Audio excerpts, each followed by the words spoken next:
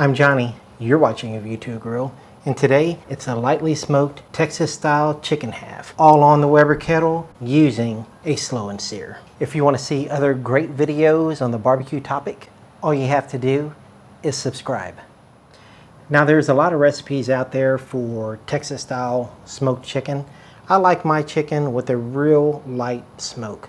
I want to be able to taste the rub that I use and the chicken. You'll find that most of the work for this chicken is all in the preparation. First, let's start the brine. We'll get started with a 1/4 cup of kosher salt. We'll add that to 2 cups of water, bring it to a boil. Once you see that all the salt has dissolved, then we'll add 2 cups of ice. We're just trying to get the brine nice and cool so when we add it to our chicken, we don't promote a bacteria-rich environment.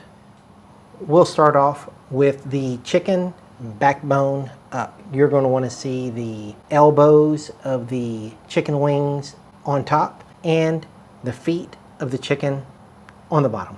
Now with a good pair of kitchen scissors, we're going to cut down both sides of the backbone. This is going to be easy as long as you have good kitchen shears. If they're nice and sharp, it should make short work of cutting through the backbone. Once we have that done, I like to just cut the cartilage on the kill bone and then press on both sides to pop that kill bone loose. Unfortunately, sometimes it doesn't pop loose on both sides. If that happens, use your butcher's knife just to finish cutting through that bone. Now, just use your knife and trace along the sides of the kill bone, and then you should be able to pull it right out with no problems. Now I'm going to go one step further and cut the ribs and wishbone away from the chicken breast. This is going to make it a lot easier for me to slice it up when it's time to serve dinner. We'll do this by taking your sharp knife, finding that last little rib bone and just working your way under it.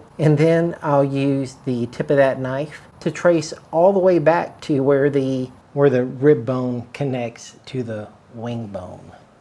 Just kind of move it back and forth and lightly cut on both sides, and you'll see that your knife will find the path of least resistance and separate the two quite easily. Now you basically have 2 boneless chicken breasts. All we have to do now is cut it right down the center, and there are your chicken halves. Now that we're done with that, let's go ahead and get it into a 1 gallon sized Ziploc baggie. And our chilled salt brine, we'll just get that poured in the bag as well.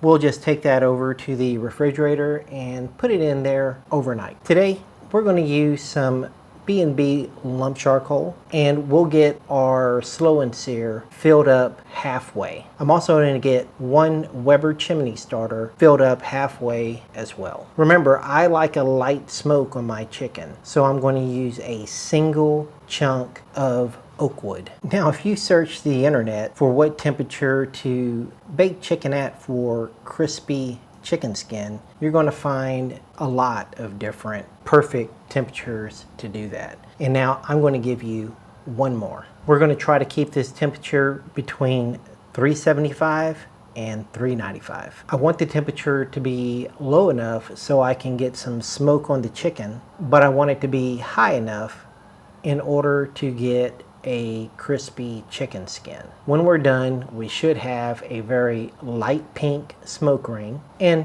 crispy chicken. Now let's get that chimney starter started. Once all the smoke is cleared from our chimney starter, we'll just dump that into the empty half of our slow and sear and get the pit set up. Today I'm using my Inkbird Smart Wireless Barbecue Thermometer IBT 4XS. We'll get that set up and then bring the Weber kettle up to temp. I've used the Inkbird thermometer a few times and it's a great value for the price. If you're interested in getting yourself an Inkbird thermometer, I have the link below. Now while that's coming up to temp, it's the perfect time to season our chicken. Today I'm using my homemade salt, pepper, garlic, plus onion powder rub.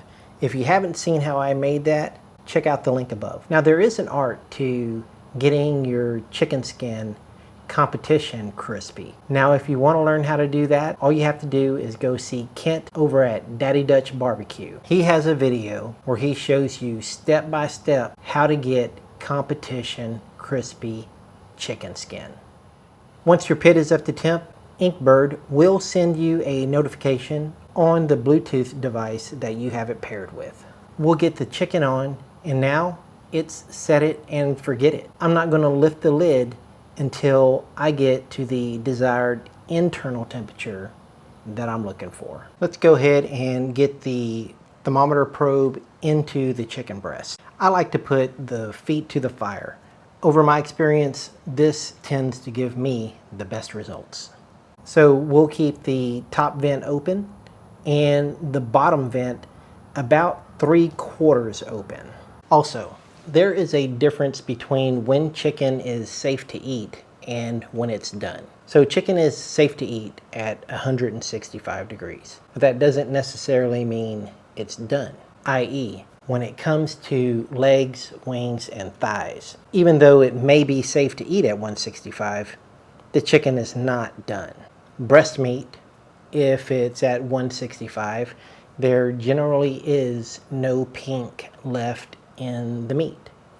When it comes to legs, wings, and thighs, even though it may be safe to eat at 165, the chicken is not done. If you let these get up to about 185 degrees, and that takes away most of the pink color from those cuts of the chicken. Right, chicken is done. We stayed in our desired range, and now it's time to take it off.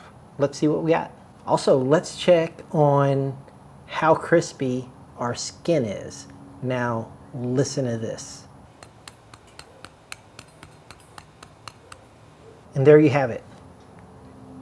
A lightly smoked Texas style chicken half. All done on the Weber kettle. Thank you for watching A View to a Grill. And if you haven't already, go ahead and hit that subscribe button. I'll see you next time. Take care, y'all.